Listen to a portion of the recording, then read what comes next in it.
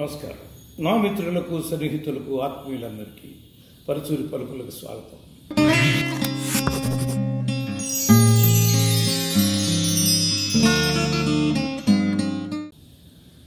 10 రోజుల క్రితమే చెప్పాల్సినటువంటి విషయం ఇది. మా వాళ్ళు పోరాడతానే ఉన్నారు చెప్పండి అని. కానీ ఫిల్మ్ నగర్ దైవ సన్నిధానంలో ప్రధాన కార్యదర్శి పదవిలో ఉన్నాను, మీ అందరికీ తెలుసు.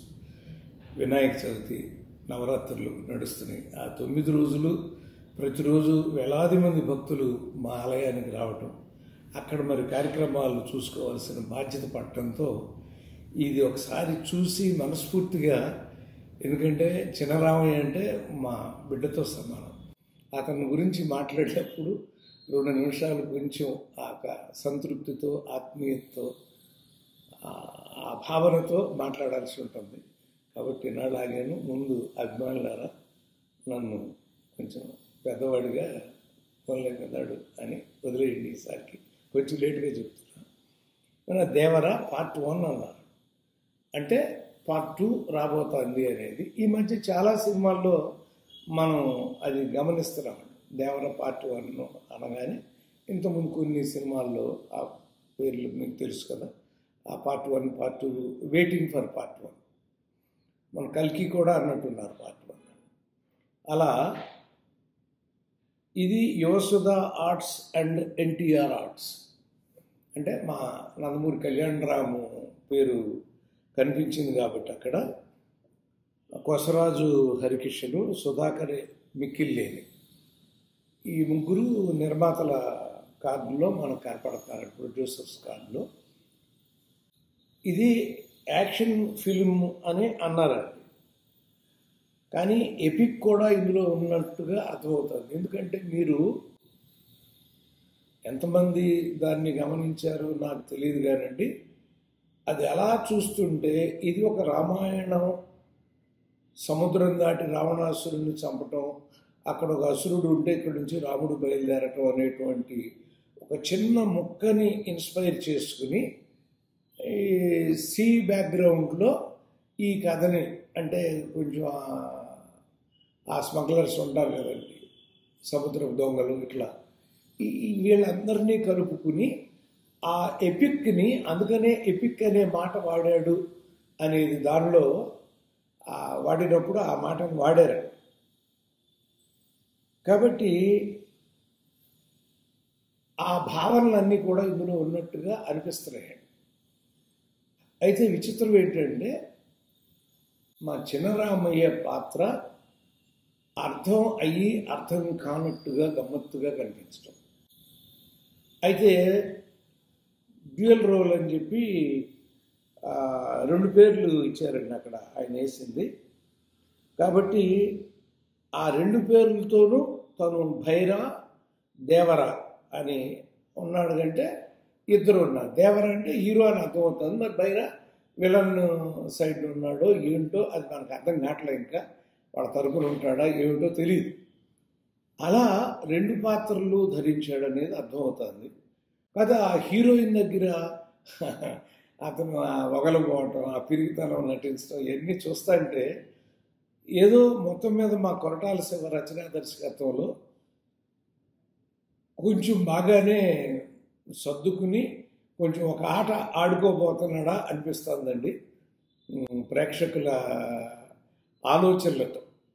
ఎందుకంటే సామాన్యంగా ఒక సినిమాని ప్రెడిక్ట్ చేయటం అంటే చాలామందికి దొరకదండి అది, కానీ కొద్దిమంది పట్టేస్తూ ఉంటారు. అలాంటి మాబోటి వాళ్ళకు కూడా ఇది ఏమి కథ అయి ఉంటుంది అని. బట్ నాకు అర్థమైంది ఏంటంటే ఇతను రామాయణాన్ని సోషలైజ్ చేసి సీ బ్యాక్గ్రౌండ్లో ఏదో తీసుకున్నాడు. ఎందుకంటే రాముడు సముద్రం దాటాడు, ఇతను సముద్రంలోకి వెళ్తున్నాడు, మనకు కనపడుతున్నాడు అట్లా. అంటే ఒక విలన్ సముద్రం లోపల, సముద్రం అవతలో ఉన్నాడు. రావణాసుడు అంతే కదండి, సముద్రం అవతల ఉన్నాడు, శ్రీలంకలో ఉన్నాడు. ఇక్కడి నుంచి ఈయన వెళ్ళాలి. అలా ఒక తెలివితేటలతో దాన్ని వర్కౌట్ చేశారు అని ఎపిక్ యాక్షన్ సాగా సెంటర్డ్ ఫిలిం అని అన్నారండి. అందుకనే ఎపిక్ నేను ఎందుకంటానంటే రామాయణం యొక్క పోలికలు ఉంటాయని మీకు తెలియజేస్తానండి. కోస్తా ప్రాంతం అనేది కూడా ఒక చోట ఎక్కడ వాడారు ఆ ఏరియాలో. అంటే కోస్టల్ ఏరియా నుంచి, అప్పుడు కోస్టల్ ఏరియా అయితేనే మీకు సముద్రం దొరుకుతుందండి. అది కూడా అతను చెప్పాడండి. రక్తంతో సముద్రమే ఎరుపెక్కే కథ అంటే రామాయణంలో సముద్రం తడవలేదండి. శ్రీలంకలో అక్కడ వెళ్ళినాక ఆయన ఇచ్చేసాడు. కానీ ఇక్కడ రక్తంతో సముద్రం అంటే ఆ సముద్రంలో నుంచి వెళతానేదో పోరాటం ఉండాలి. ఆ లైన్ ఇచ్చాడంటే అక్కడ కూడా యుద్ధం సముద్రంలో నుంచే మొదలవుతూ ఉండాలి అనేటువంటి ఒక ఆలోచన ఉందండి. మనిషికి బ్రతికేంత ధైర్యం చాలు, చంపేంత కాదు అని. ధైర్యం ఉందని మాత్రాన మనుషుల్ని చంపుకెళ్ళటం కాదు. ఆ 4 మాటల్లోనే చాలా అనల్ప అర్థాలని ఈ కథలో కొట్టాల శివ సూచిస్తున్నాడు. నీకు ధైర్యం ఉన్నంత మాత్రాన నేను ధైర్యవంతుడని అందరిని చంపుకుంటూ వెళ్ళిపోతే ఎట్లా కుదురుతుందండి? అది కుదరదు కదా. కాబట్టి అలా చంపేంత ధైర్యం కాదు ఉండాల్సింది, బ్రతికేంత, ఇంకా బ్రతికించేంత అంటే ఇంకా అందంగా ఉండేదేమో డైలాగు. బ్రతికించేంత ధైర్యం ఉండాలి మనిషికి. అంటే నీ ప్రాణం కాకపోయినా ఎదటివాడి ప్రాణం కాపాడటానికి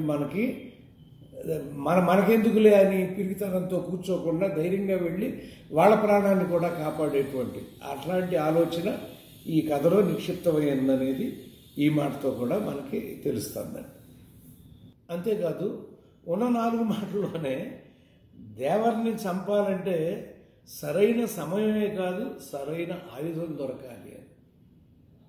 చూడండి, మళ్ళీ అక్కడ కూడా ఒక రామాయణం ఏంటి, ఎన్ని ఆయుధాలతో ఎన్ని అస్త్రాలు ప్రయోగించినా రావణాసుడు చనిపోవాలి. ఆఖరి బొడ్లో బాణం వేస్తేనే చనిపోతున్నాడు ఆయన. అంటే దాన్ని కూడా ఒక ఇన్స్పిరేషన్గా ఒక ఆయుధం కావాలి అని అంటున్నాడంటే మనకి ఒక ఆ ఫీలింగ్ ఇందాక నేను చెప్తాను. రామాయణం ఇందులో ఇరుక్కుని ఉంటుందని నేను భావిస్తున్న దానికి అది కూడా ఒక కారణమై ఉండొచ్చండి. అలా ఇందాక చెప్పినట్టుగా మరి లవ్ తక్కువ ఉందా లేదా సరిపడా ఉన్నా కొంచెం సర్దుకున్నారా అని. అసలు ఈ సినిమాలో పాటలు అనేది ఏదో చిన్నది అలా టచ్ అండ్ గోలో ఒకటి వెళ్ళారు తప్ప అది వెళ్ళలేదు. అదే ప్రకాష్ రాజు వాయిస్ ఓవర్ మొత్తం ఇచ్చుకుంటూ వెళ్ళాడు. మధ్యలో ఎక్కడ 1-2 చోట్ల చిన్నరామయ్య గొంతు వినపడిందండి, ఇంత మొక్క వినపడింది. బట్ అది ప్రకాష్ రాజు గారితోనే మొత్తం వాయిస్ ఓవర్తో రంగేర్చడం. ఎందుకంటే ఈ కథ అర్థం కాకూడదు అని కొట్టాల శివ భావించాడు. అందుకనే వాయిస్ ఓవర్తో అర్థం అయ్యి అవనట్టుగా మనకి ఉప్పందిస్తూ వెళ్ళాడు. ఆ ఉప్పే రేపు నిప్పై చెలరేగిపోయి సూపర్ హిట్ అవ్వాలనేది ఆయన కోరిక. మనందరం ఆశీర్వదిద్దాం ఆయన ఆశయాన్ని, ఆయన ఆశని రెండింటిని కూడా మనం ఆశీర్వదిద్దామండి. ఏమైనా ఇంకా 10 రోజుల్లో సినిమా రిలీజ్ అవుతుంది. నేను ఎట్లాగో అక్కడ చూడలేను. 10 రోజులు అయినాక 2 వారం 3 వారం వచ్చేస్తుంది. అది వచ్చిన తర్వాత నేను తప్పనిసరిగా చూసి ఫుల్గా మనం ఇప్పుడు అనుకున్నంత నిజమా కాదా అనేది తెలియటం కోసం చూసి మీ అందరికీ, ఎందుకంటే ఈ వినాయక చవితి మూలంగా నేను మరొకసారి మిమ్మల్ని అందరినీ ఒకసారి కార్యదర్శి బాధ్యతల వల్ల నేను చెప్పలేకపోయాను. ఇది దయచేసి అర్థం చేసుకోండి. మా అభిమానులారా, బాలయ్య అభిమానులు, చిన్నరామయ్య అభిమానులు, కళ్యాణరామ్ అభిమానులు, అన్నగారి అభిమానులు, మీ అందరికీ కూడా ఆశీర్వాదం. ఉంటాను. సెలవు.